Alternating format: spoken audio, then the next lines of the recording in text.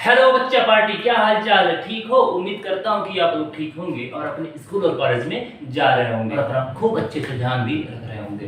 तो आप जो है पहले ये बताइए, जिस का लेक्चर हुआ है आप लोगों ने वो देखा है कि नहीं देखा है? एक बार आप जो है वो देख लीजिएगा, तभी आपको जो है फिजिक्स पढ़ने का तरीका अच्छे से मालूम हो जाएगा और आपके नंबर जो हैं काफ़ी अच्छे से इंक्रीज होंगे और आपको फिजिक्स जो है काफ़ी बेहतर से समझ में आएगी। ठीक है, तो आज के सेशन में हम लेने वाले हैं केमिस्ट्री को। आज हम केमिस्ट्री का लेक्चर लेंगे और इसके पहले जरा मैं आपको बता देता हूँ कि हमारे केमिस्ट्री में जो है कितने पार्ट हैं, क्या क्या हमको पढ़ना है और हमारा स्ट्रेटजी क्या होना चाहिए केमिस्ट्री को पढ़ने के लिए, कहाँ के चैप्टर से स्टार्ट करना चाहिए ताकि हमारी केमिस्ट्री जो है काफ़ी बेहतर हो जाए।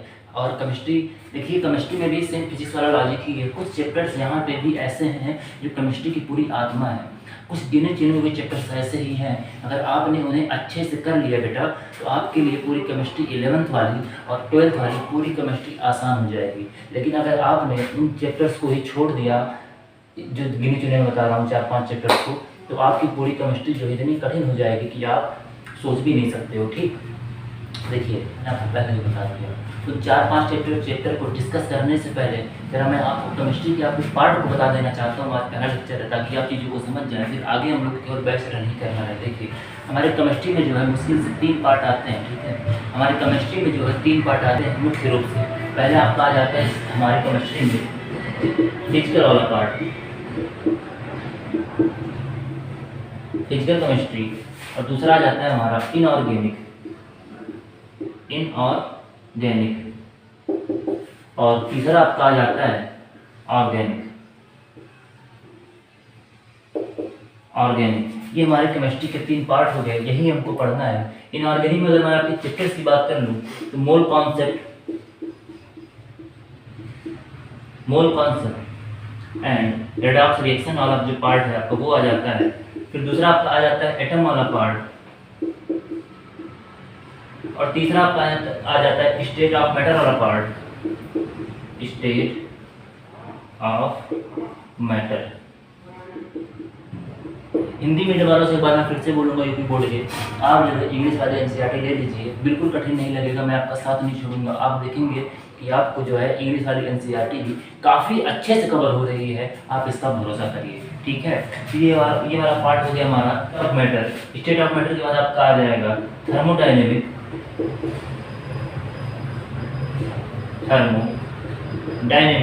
और इसके बाद आपका आ जाएगा इसको तो देख लिया है। हमारे फिजिकल में आ जाएगा आपका मोल कॉन्सेप्ट, फिर आपका आ जाएगा रेडॉक्स वाला पार्ट, फिर आ जाएगा एटम जो आपके इस चैप्टर में दिया गया है, अब जो आपके बुक में दिया गया है स्ट्रक्चर ऑफ एटम वाला, फिर आपके आ जाएगा स्टेट ऑफ मैटर, और फिर आपका आ जाएगा थर्मोडायनेमिक, फिर आपका आ जाएगा इक्विलिब्रियम। देखिए हिंदी वालों से मैं एक चीज़ और फिर से बोलूँगा कि आप लोग जो है इंग्लिश वाली एनसीईआरटी खरीद लीजिए। यकीन मानिए कि आपके लिए इंग्लिश वाली जो एनसीईआरटी है वो इतनी आसान हो जाएगी कि आप जो है अच्छे से अपनी तैयारी कर लोगे। ठीक, आपको बिल्कुल नहीं डरना है। अगर आपको नहीं खरीदनी है इंग्लिश वाली तो मैं जैसे पढ़ा रहा हूँ एक बार अपनी आप बुक खोल लीजिएगा, मैं चीज़ों को जो समझाया रहूँगा आपकी बुक में वही लिखा रहेगा, आपके लिए वो चीज़ भी आसान हो जाएगी। उम्मीद कर रहा हूँ कि आपको मेरी बात समझ में आ रही होगी, आपको डरना नहीं है।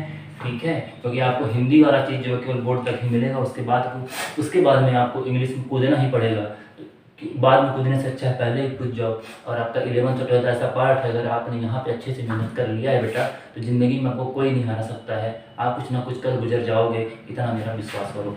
ठीक, हम देख लेते हैं अपने इनऑर्गेनिक वाले पार्ट को कि यहाँ पे क्या क्या चैप्टर्स आपको पढ़ना होता है। पहले आपका आ जाएगा पीरियोडिक टेबल। आपकी क्लास 11th में जो पहला पार्ट है केमिस्ट्री का, उसमें चैप्टर नंबर 3 आ जाता है आपका पीरियोडिक टेबल का। उसके बाद आपका आ जाता है केमिकल बॉन्डिंग,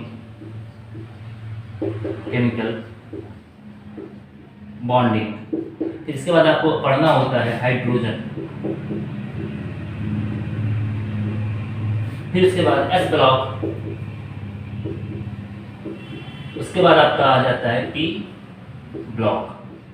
ठीक, इनऑर्गेनिक में आपका आ गया periodic table, chemical bonding, hydrogen, S block, P block. Organic में आपके कुछ गिने चुने हुए चैप्टर्स ही हैं। पहले आपका आ गया जीओसी, फिर आपका आ गया हाइड्रोकार्बन, फिर इसके बाद में आपका आ जाता है इन्वायरमेंटल केमिस्ट्री का। इन्वायरमेंटल केमिस्ट्री का देखिए, अब आपके ऑर्गेनिक में तो 3 ही चैप्टर हैं, लेकिन अगर ये जीओसी और हाइड्रोकार्बन की मैं बात कर लूँ तो आपका जो 12th वाला पार्ट रहेगा ऑर्गेनिक का, उसकी ये आत्मा है जीओसी और हाइड्रोकार्बन। अगर आपने 12th में इनको अच्छे से नहीं पढ़ा है तो आपके लिए 12th वाली केमिस्ट्री इतनी कठिन हो जाएगी कि आप जो है पागल हो जाओगे, समझ लो। चीज़ें आपको रट्टा मारनी पड़ेगी, और मैं नहीं चाहता हूँ कि अगर आप मेरे साथ जुड़े हुए हो तो आपको कोई भी चीज़ रट्टा मारनी पड़े, ठीक। और इन चैप्टर्स का मैं आपको इंपॉर्टेंस समझा देता हूँ कि आखिर में मैंने इनको क्यों लिखा हुआ है। लिखा तो आपके बुक में है, मैंने व्हाइट बोर्ड पे क्यों लिखा है। लिखा है मैंने इसलिए है कि आपको मैं इसकी इंपॉर्टेंस समझा सकूँ। देखिए, अगर आपने मूल कॉन्सेप्ट नहीं पढ़ा है, अगर आपको मूल कॉन्सेप्ट नहीं आता होगा तो आपको जो है ये सारे चैप्टर्स के न्यूमेरिकल्स नहीं होंगे। दूसरा चीज़, अगर आपको मूल कॉन्सेप्ट नहीं आता है तो आपका 12th वाला जो फिजिकल केमिस्ट्री वाला पार्ट आएगा, जब आप 12th में जाओगे तो उसके एक भी क्वेश्चन नहीं सॉल्व कर पाओगे अगर आपको मूल कॉन्सेप्ट नहीं आता है तो, ठीक है। उसके साथ अगर आपको पीरियोडिक टेबल नहीं आता है, अगर आपको केमिकल बॉन्डिंग नहीं आता है, तो कहीं ना कहीं आपको फिर से मूल कॉन्सेप्ट में स्ट्रगल करना पड़ेगा। और ये स्ट्रगल यहीं पे नहीं रुकेगा। अगर आपको ये दोनों चैप्टर नहीं आते हैं तो आपकी 12th की जो पूरी केमिस्ट्री होगी वो खत्म हो जाएगी, आपको कुछ नहीं समझ में आने वाला है, क्योंकि बहुत यूज होगा पीरियोडिक टेबल की चीज़ों का और केमिकल बॉन्डिंग की चीज़ों का। और केमिकल बॉन्डिंग की चीज़ों का तो सबसे ज़्यादा यूज होगा आपके ऑर्गेनिक में, और ऑर्गेनिक का इंपॉर्टेंस बहुत ज़्यादा है। आपके बोर्ड में भी या फिर नीट वगैरह में भी क्वेश्चन भर भर के आते हैं ऑर्गेनिक से। और एनसीईआरटी से बाहर कुछ भी क्वेश्चन नहीं जाएगा, चाहे वो आपका बोर्ड हो, चाहे आपका कुछ भी नीट का एग्जाम हो, चाहे पॉलिटेक्निक का एग्जाम हो, कहीं भी हो, आपके एनसीईआरटी जो बुक है आपके हाथों में, चाहे वो हिंदी वाली हो, चाहे वो इंग्लिश वाली हो, उससे बाहर कोई क्वेश्चन नहीं जाने वाला है। तो आपको वही चीज़ का अच्छे से कवर करनी है, और मैं वही चीज़ अच्छे से कवर करवाऊँगा आपको, ठीक। अब जरा आगे बढ़ने तो जरा आज ही हम बात कर लेते हैं अपने स्ट्रेटजी के बारे में कि केमिस्ट्री पढ़ने के लिए हमारी स्ट्रेटजी क्या होनी चाहिए। देखिए, सारी बात हम आज ही कर ले रहे हैं ताकि जब हम लोग का बैच रन हो तो हम लोग अच्छे से सीक्वेंस को फॉलो करें और कोई डिस्टर्बेंस ना आए। जो स्ट्रेटजी है वो क्या रहने वाली है, अगर मैं बात करूँ बुक की कि आपको कौन सी बुक लेनी चाहिए, तो वो आपकी रहेगी एनसीईआरटी। इससे बाहर अगर आप कोई भी किताब कर रहे हो तो आप अपनी ज़िंदगी की सबसे बड़ी गलती कर रहे हो। एनसीईआरटी के अलावा आपको कुछ नहीं छूना है, कुछ नहीं छूना है, क्योंकि यही सारे क्वेश्चन आने हैं, चाहे आपका बोर्ड हो गया, चाहे आपका नीट का एग्जाम हो गया, एक एक क्वेश्चन एनसीईआरटी के लाइन से ही आएगा। और उसके बाद में एनसीईआरटी में हम लोग नहीं रुकेंगे, इसके जो एग्जाम्पल हैं वो सारी चीज़ हम लोग कवर करेंगे, एक एक एग्जाम्पल हम लोग देखेंगे बड़े अच्छे से, ठीक। जरा आप लोगों में से कई लोग का क्वेश्चन ये रहता है कि आखिर में हमको कितने आवर्स पढ़ने चाहिए। देखिए, पढ़ने के लिए कोई घंटा मायने नहीं रखता है। देखिए, पढ़ाई दो तरीके की होती है, एक क्वालिटी वाली, एक क्वांटिटी वाली। क्वालिटी वाले का मतलब है कि उसमें जो है आपने जो पढ़ा हुआ है आपके अंदर वो कितना गया है। अब क्वांटिटी की हो गया कि आपने कितने घंटे की ओर लगाए हुए हैं। जैसे मैं आपको अगर 10 क्वेश्चन दे दूं, अगर आपने उन 10 क्वेश्चन को 3 घंटे में सॉल्व किया है तो ये आपकी जो है क्वांटिटी वाली पढ़ाई होगी, क्योंकि 10 क्वेश्चन को सॉल्व करने में आप 3 घंटा लगा रहे हो उसमें कोई, और अगला वही 10 क्वेश्चन 10 मिनट में सॉल्व कर दे रहा है, उसकी जो पढ़ाई होगी वो क्वालिटी वाली होगी। तो आपकी पढ़ाई हमेशा एक क्वालिटी वाली ही होनी चाहिए, क्वांटिटी पे आपकी पढ़ाई कभी निर्भर नहीं होनी चाहिए। आपको कोई भी सब्जेक्ट हो, आपको अपने पर डे का जो टारगेट जो होता है, टारगेट वो सेट कर लेना कि आज मुझे ये चीज़ करना है, ये चैप्टर करना है, ये याद करना है, या फिर अपने आज के दिन में मुझे ये करना है। फिर रात के टाइम जब आप सोने जाओगे तो आपको उनको एक बार कैलकुलेट जरूर करना चाहिए कि आपके टारगेट जो है वो पूरे हुए कि नहीं हुए। मेरे हाथों में जो राखी है आपको डिस्टर्ब तो नहीं कर रही है, देखिए इससे आपको डिस्टर्ब होने की कोई ज़रूरत नहीं है। राखी साल में एक बार आता है, इसी वजह से मैंने इसको खोला नहीं है। क्या खोलूँ भाई, इतने साल बाद तो आया है, इतने इंतजार के बाद, ठीक। और आप लोग को पढ़ाते पढ़ाते मेरे हाथों में भी लग गया चोट और खून भी बह रहा है, पता नहीं कहाँ से लग गया है। चलिए कोई बात नहीं, ये सब तो लगता रहेगा। हाँ, तो राखी पे बिल्कुल ध्यान नहीं देना है, और मेरे हाथों से जो ये ब्लड आ रहा है इस पर भी ध्यान नहीं देना है। कैमरे में जानबूझ के आगे मैं आपको दिखा रहा हूँ, इस पर ध्यान नहीं देना, ध्यान दिलवा के। चलिए कोई बात नहीं है। तो आज हमारा केमिस्ट्री में जो पार्ट शुरू होगा वो शुरू होगा पीरियोडिक टेबल, ठीक है। पीरियोडिक टेबल में जब तक हम एलिमेंट्स को नहीं समझेंगे तब तक हम केमिस्ट्री को कैसे समझ पाएंगे, है कि नहीं। देखिए, केमिस्ट्री में हम शुरू करने वाले हैं अपने पीरियोडिक। इसमें जरा मैं थोड़ा सा इंक डाल देता हूँ, 1 मिनट।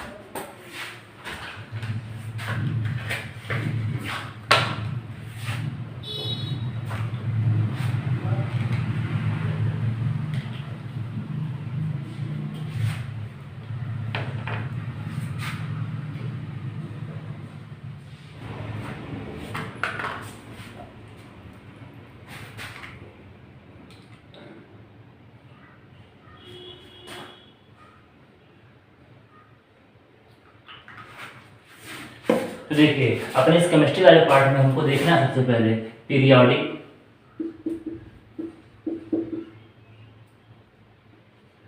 टेबल के बारे में। यहीं से सारी चीज़ें आपकी केमिस्ट्री की स्टार्ट होंगी। आपको अच्छे से पढ़ना है, ये भी हम लोग 0 से स्टार्ट करेंगे और आपको हीरो तक लेके जाएंगे, ठीक है। तो अपनी अपनी एनसीईआरटी जो है क्लास 11th की, इसमें आपका तीसरा चैप्टर है पीरियोडिक टेबल वाला, उसको जरा ओपन कर लीजिए। हिंदी माध्यम और इंग्लिश मीडियम दोनों से मैं ये चीज़ कह रहा हूँ, ठीक है। मैं अपनी भी एनसीईआरटी उठा लेता हूँ। देखिए इसमें आपकी पहली जो हेडिंग आ जाती है वो ये है, why do we need to classify elements, कि हमें तत्वों के वर्गीकरण की आवश्यकता क्यों पड़ी। देखिए इसमें एक चीज़ साफ साफ लिखा हुआ है कि 1800 में हमारे पास केवल 31 एलिमेंट जो थे वो ज्ञात थे, लेकिन 1865 में आपके जो एलिमेंट्स के जो नंबर्स हैं वो दोगुने हो गए सीधे, ठीक। इसके बाद में आपकी एनसीईआरटी बोलती है कि प्रेजेंट में हमारे पास 114 एलिमेंट हैं, लेकिन एनसीईआरटी 114 बोल रही है लेकिन वाकई में 118 मतलब 118 एलिमेंट हमें ज्ञात हैं, ठीक है। आपके एनसीईआरटी के अकॉर्डिंग ये बात हो गई, ठीक।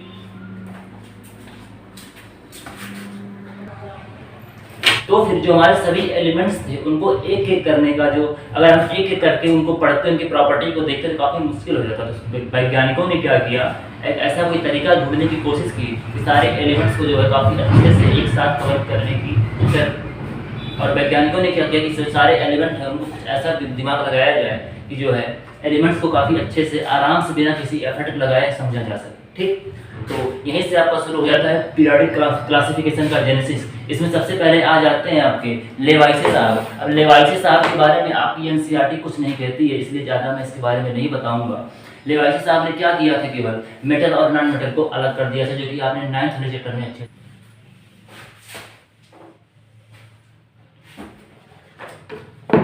तो फिर देखिए आपके जो पीरियोडिक टेबल में पहला चीज आ जाता है मेथड ऑफ क्लासिफिकेशन का। उसमें सबसे पहले नंबर आता है आपका आपके डोबेरेनियर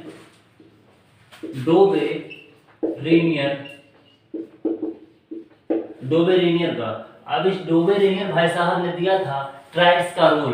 अब ये ट्राइड्स का रूल क्या है जरा मैं आपको बता देना चाहता हूँ। ये ट्राइड्स का रूल है, इसका मतलब है कि इन्होंने एलिमेंट्स को 3-3 के पेयर में जो है अरेंज किया था, जैसे हो गया ए, बी और सी। यहाँ पे इनके कहने का ये मतलब था कि जो पहला वाला एलिमेंट है और ये जो तीसरा वाला एलिमेंट है ये बराबर होगा, इनका जो एवरेज होगा वो बराबर होगा इस बी वाले एलिमेंट के। मतलब ए और सी का जो प्रॉपर्टी होगा वो बी के प्रॉपर्टी के बराबर होगा।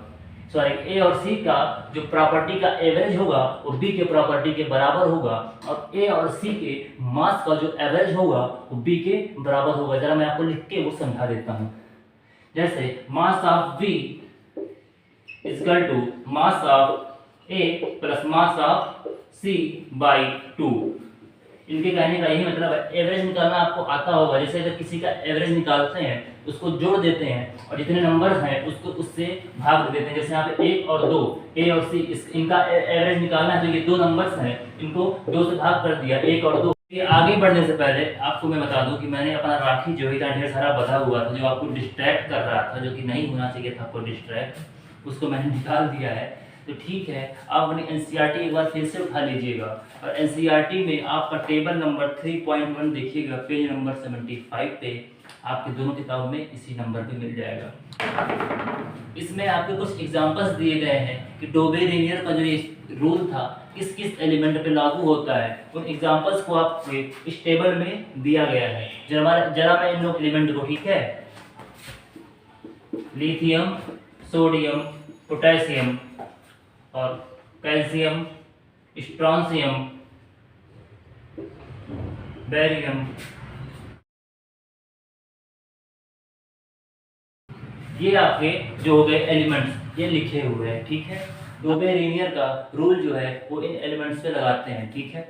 देखिए जो इनका रूल यही था कि जो इनका एटॉमिक मास होगा पहले और तीसरे का एटॉमिक मास का जो एवरेज होगा इस बीच वाले के बराबर होगा, ठीक है। पहला ये हो गया, दूसरा ये हो गया, तीसरा ये हो गया। अब पहले और तीसरे का एटॉमिक मास का जो एवरेज होगा वो सोडियम के बराबर होगा। इसका एटॉमिक मास कितना होगा, जब एटम हम लोग पढ़ेंगे वहाँ पे काफ़ी क्लियर हो जाएगा, लेकिन नॉर्मल तो आपको पता ही होगा कि लिथियम का एटॉमिक नंबर 3 होता है और एटॉमिक मास होता है 7, ठीक। और सोडियम अभी हम रुक जाते हैं कुछ देर के लिए। पोटेशियम का मास होता है वो होता है 39, इतना आपको पता होगा। आप अपना जो एक पीरियडिक टेबल आता है आपका 10 रुपए का, आप वो लेके अपने रूम में जहाँ आप पढ़ते हैं वो चिपका लीजिएगा, ताकि एलिमेंट्स की जब मैं बात करूँ पीरियडिक टेबल में तो आपको कुछ ढूंढना ना रहे। देखिए अब इनका एवरेज जो है इस सोडियम के बराबर कैसे होता है। देखिए mass of atomic mass of 1, atomic mass of 3, ठीक है। Mass of B equal to mass of A plus mass of B by 2, ये हो गया इसका average. Mass of atomic mass of A कितना है 7 plus mass of atomic mass of B 39 by 2, 39 plus 7 equal to 46 by 2, 2 2 जा 4, 2 3 जा 6। और आपको पता ही होगा कि सोडियम का जो एटॉमिक मास होता है वो 23 होता है, ठीक है।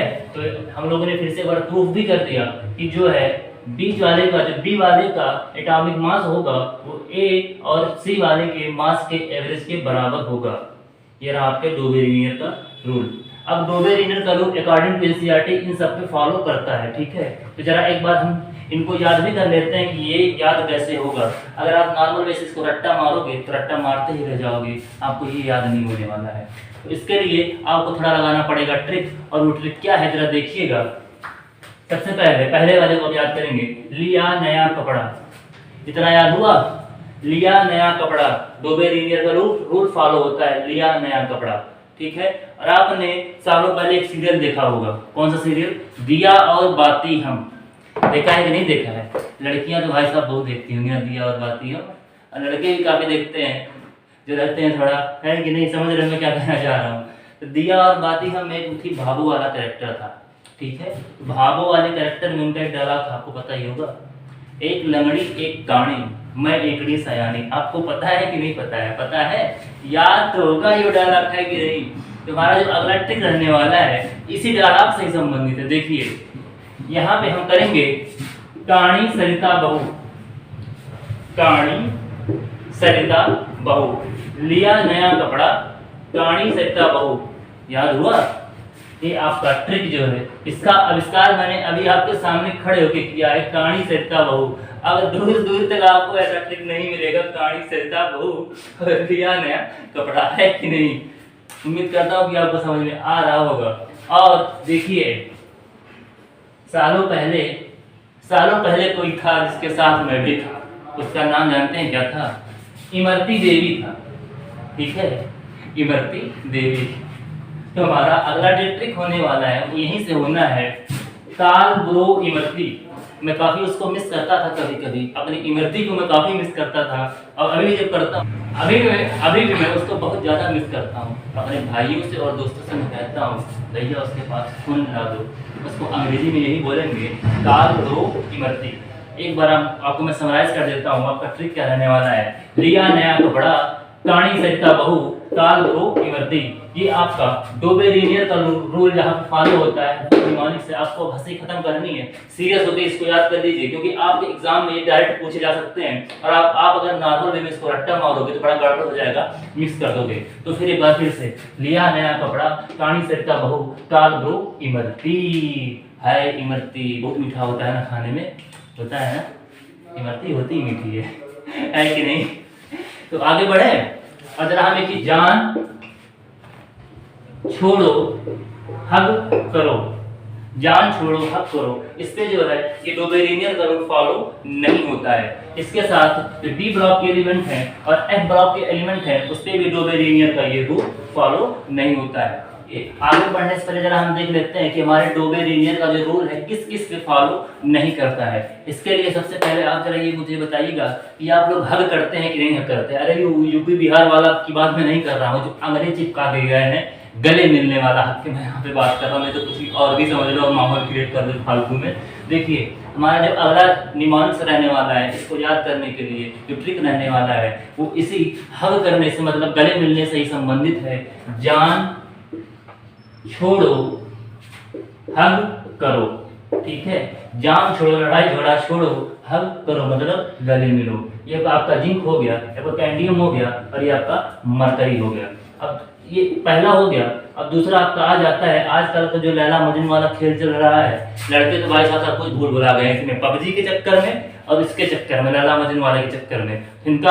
इनको अगर कोई कह दे प्यार से कुत्ते आजा, तो बड़े इससे कहेंगे आहूं। है कि नहीं लड़कों, बुरा मत मानना भाई, मजाक कर रहा हूँ। देखिए तो अगर हमारा जो ट्रिक रहने वाला है इसी से संबंधित है। कुत्ते आजा, आऊं, ये आप कभी भूलोगे नहीं। अगर नॉर्मल आपको याद करना पड़ता तो आप सुबह कर देते, लेकिन आपको ये चीज़ें याद नहीं होती। मैं पूरे दावे के साथ कह रहा हूँ। इन सारे निमानिश को मैंने अभी कुछ देर पहले बैठ के आप लोग के लिए तैयार किया है, काफ़ी सोचने के बाद में। तो अगर मैं चाहता तो काफ़ी अच्छे वर्ड ढूंढ के लेके आता, लेकिन नहीं, मैंने काफ़ी ऐसे वर्ड को चुना है आपके लिए कि अगर मैं एक बार बोलूँ तो आपको अच्छे से याद हो जाए। अब कुछ लोग मुझे इसमें बेशरम बोल रहे हो, बोल लो भाई, तुम लोग का ही जमाना है, हम लोग तो भाई फालतू आदमी है। तो फिर दोबे रिंगर जरूर फॉलो नहीं करता है, कुत्ते आ जा आऊं और जान छोड़ो हग करो, ठीक है। ये आपको विश्वास नहीं होगा कि दोनों क्वेश्चन जो है नीट के आए हुए हैं, नीट के दोनों क्वेश्चन हैं कि दोबे रिंगर जरूर किस से फॉलो नहीं होता है, ठीक है। और इसके साथ ही एक चीज, कुछ एक्सटर्नल एग्जांपल मैं आपको बता देता हूं जिसपे डोबे रिंगर, जो आपका ट्रिक रहने वाला है कि डोबे रिंगर का रूल किस पे फॉलो करता है एक्सटर्नल, जो आपके एनसीईआरटी में नहीं है लेकिन इंपॉर्टेंट थोड़ा बहुत हो जाता है। वो पहला आपका है, खूब रब ने काटा, और दूसरा आपका हो जाता है सुमन से तेरा, और जो इसमें क्या रिश्ता, मन से तेरा क्या रिश्ता है, ये रिश्ता क्या कहलाता है। इधर आओ, इधर, रिश्ते पे मत जाओ तो गड्ढे में जाओगे। हाँ, तो ये आपको हो गया। ये जो है डोबे रिंगर का रूल जो है फॉलो करते हैं, जो कि एक्सटर्नल है, आपके एनसीईआरटी में नहीं है, आप लोग याद कर लीजिएगा। अगेन ये दोनों नीट के आए हुए क्वेश्चन हैं, डायरेक्ट पूछा गया है आपके नीट में, इसमें से कौन सा डोबे रिंगर के रूल को फॉलो करता है, तो आपको पूरा सीक्वेंस याद होगा। और आपका कौन सा डोबे रिंगर का रूल फॉलो नहीं करता है, तो जान छोड़ो हग करो और कुत्ते आजा आऊं। उम्मीद करता हूँ कि आप इनको नहीं भूलोगे, ठीक है। एक बार आपकी एनसीईआरटी में जरा एक बार फिर से आप एनसीईआरटी अपना ओपन कर लीजिएगा। देखिए मैं आपको देख नहीं रहा हूँ, इसका मतलब ये नहीं कि आप लोग मुझे बेवकूफ़ बनाओगे। अगर आप मुझे बेवकूफ़ बना रहे हो तो आप अपने आप को बेवकूफ़ बना रहे हो, जो कि आपको पता नहीं है। तो फिर इसे एक बार अपना 74 वाला पेज नंबर इसको ओपन कर लीजिए और एक बार उस टेबल पे आ जाइए। देखिए लिथियम, सोडियम और पोटेशियम का मैंने आपको बता दिया कैसे मास ऑफ एवरेज वगैरह कैसे बराबर है बी का एलिमेंट से। बाकी के बचे हुए आपको करने हैं, अगर आपसे बन जाते हैं अच्छे से आप टेलीग्राम पे मैसेज करके मुझे बताओगे, और नहीं बनते हैं फिर भी बताओगे। देखिए इसके बाद आपका आ जाता है न्यूलैंड का ऑक्टेव वाला रूल। इसके बाद न्यूलैंड भाई साहब दूसरे नंबर पर आ जाते हैं, जिन्होंने मेथड ऑफ क्लासिफिकेशन दिया था, तेरा मेरा रजिस्टर स्टार्ट करते हैं न्यूलैंड का ऑक्टेट रूल, ठीक है।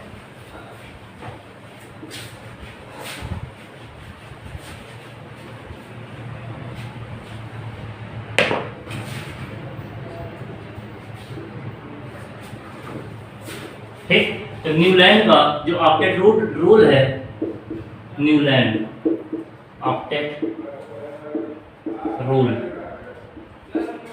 देखिए अब आप एनसीईआरटी एक बार फिर से खोल लीजिए। इसमें कुछ डाटा दिया हुआ है नंबर में, इसमें ये कह रहे हैं कि जो है प्रत्येक 8वां एलिमेंट जो होगा वो पहले वाले के बराबर होगा। आपके एनसीईआरटी में 3.2 टेबल दिया गया है, उसमें कुछ एलिमेंट भी लिखे गए हैं, जरा उन एलिमेंट्स को आप ध्यान से देखिएगा। मैं एक बार उनको लिख दे रहा हूँ, lithium, sodium, potassium, barium, magnesium, calcium, boron, aluminium, carbon, silicon, neutron, proton, oxygen, sulphur, fluorine और क्लोरीन, ये आपके कुछ एलिमेंट्स दिए गए हुए हैं। अब यहाँ पे जो है हर 8वां एलिमेंट पहले वाले के बराबर होगा। कैसे? पहला ये हो गया 1 2 3 4 5 6 7 8। अब ये 8वां जो होगा इसकी प्रॉपर्टी इस पहले वाले के बराबर होगी। अगर इसको देख लें 1 2 3 4 5 6 7 8, तो ये जो 8वां हो गया ये इसकी प्रॉपर्टी इसके बराबर होगी। अब यहाँ पे देख लें 1 2 3 4 5 6 7 8, ये एल्युमिनियम हो गया, इसकी प्रॉपर्टी इस पहले वाले के बराबर होगी। जहाँ से हम लोग गिनती शुरू करेंगे उससे। लेकिन यहाँ का ड्रॉबैक ये आ गया कि ये जो है केवल कैल्शियम तक ही वैलिड था, इसके बाद के एलिमेंट्स के लिए ये वैलिड नहीं था। और जब नोबेल गैस आया, नोबेल गैस क्या होता है अभी हम लोग आगे देख लेंगे, केमिकल बॉन्डिंग में भी और पीरियोडिक टेबल में भी। अभी जिसको एक चीज़ नहीं समझ में आ रही, लिथियम क्या है, बोरेनियम क्या है, कैसे इसको याद करना है, चिंता मत करिए। अभी आज जो है आप जाके पीरियोडिक टेबल वाला ले आइए, 10 रुपये का मुश्किल से मिलेगा और लाके रख लीजिएगा, इंपॉर्टेंट है वो चीज़। और ये सारी चीज़ें मैं आपको याद करवा दूँगा काफ़ी अच्छे से। ये आपके हो गए न्यूलैंड का ऑक्टेट रूल। आज हमारा पहला दिन था, तो आज हम यहीं तक देखते हैं। एक बार आप अपनी एनसीईआरटी की रीडिंग मार ली, आराम से याद हो जाएंगी, तो आप उसको देख लीजिएगा, एक बार अच्छे से याद कर लीजिएगा। और इन टॉपिक्स को जो मैंने समझाया है इनको नोट्स कर लीजिएगा, थोड़ा लेक्चर को आराम से देख के पहले आप चीज़ों को समझेंगे काफ़ी अच्छे से। मेरे साथ आपको नहीं लिखना है, समझ में आया? बाद में अभी आप फिर से वह लेक्चर ऑन करके धीरे धीरे करके लिख लीजिएगा, चीज़ों को याद कर लीजिएगा और अपनी एनसीईआरटी को पढ़ लीजिएगा। आज हमारा पहला दिन था, इसको भी आज हम यहीं तक रोकते हैं। मैंने आपको बता दिया कि आपको कैसे क्या पढ़ना है, किस सीक्वेंस क्या रहना चाहिए। अपना रक्षाबंधन भी मैंने काट दिया जो कि आपको डिस्टर्ब कर रहा था। देखिए टीचर क्या पहना हुआ है, या फिर वो किताब से पढ़ा रहा है, या फिर अपने नोट से पढ़ा रहा है, आपके ध्यान इस चीज़ पर नहीं जानी चाहिए। आपके ध्यान केवल इस पर रहनी चाहिए कि जो टीचर पढ़ा रहा है वो आपकी समझ में, आपके भेजे में जा रहा है कि नहीं जा रहा है। आपका मतलब केवल इतना होना चाहिए, ठीक है? जैसे मैंने राखी बांधा हुआ था तो काफ़ी लोग का मेरे पास मैसेज आया कि सर जो इसको जो है आप निकाल दीजिए, ये बिल्कुल अच्छा नहीं लग रहा है। तो मैंने निकाल दिया, लेकिन मेरा मन बिल्कुल भी नहीं था इसको निकालने का, तो आप लोग की संतुष्टि के लिए मैंने निकाल दिया। आपको इन सब चीज़ों से मतलब नहीं होना चाहिए। मतलब आपको होना चाहिए कि मैं आपको जो समझा रहा हूँ वो आपको समझ में आ रहा है कि नहीं आ रहा है। उम्मीद करता हूँ कि आपको मेरी बात जो है वो काफ़ी अच्छे से समझ में आ रही होगी। तो ठीक है, मिलते हैं आपसे नेक्स्ट वीडियो में, तब तक के लिए ओके बाय। अभी कुछ देर में आपके लिए आपका बायोलॉजी का लेक्चर आ जाएगा, ठीक है? अपना आप लोग ध्यान रखिएगा, धन्यवाद।